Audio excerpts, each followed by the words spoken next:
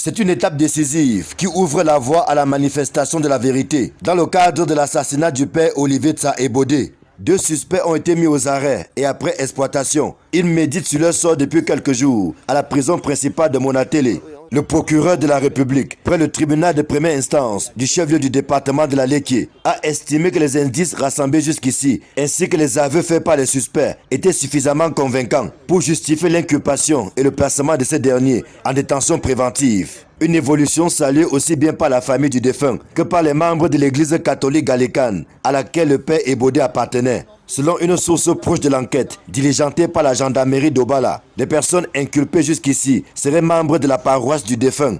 On se souvient d'ailleurs que ce dernier avait clairement identifié l'un des visiteurs qu'il avait contraint à sortir du domicile familial ce fameux 29 février où tout a bousculé. La même source nous apprend que d'autres suspects courent toujours. Parmi eux, celui qui a porté l'estocade fatale, empoignadant le prêtre dans ce buisson jusqu'à ce qu'il se vide de son sang. S'agissant du mobile de cet assassinat, les langues ne se délient pas beaucoup.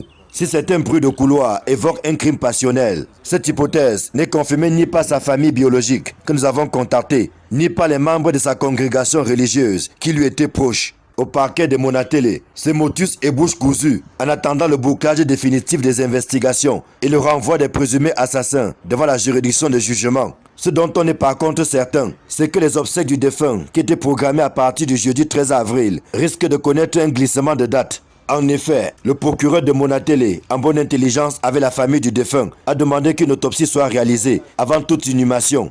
En rappel, c'est dans la nuit du 29 février au 1er mars 2023 que le corps sans vie du père Olivier Tsa-Ebodé a été découvert dans un bosquet non loin de la gare ferroviaire d'Obala. Depuis cette nuit fatidique, la gendarmerie locale est aux trousses de ceux qui ont planifié l'enlèvement, puis l'assassinat du natif de Kougera 2, village de Monatélé, dans le département de la Léquié. Une affaire à suivre qui visiblement n'a pas encore livré tous ses secrets.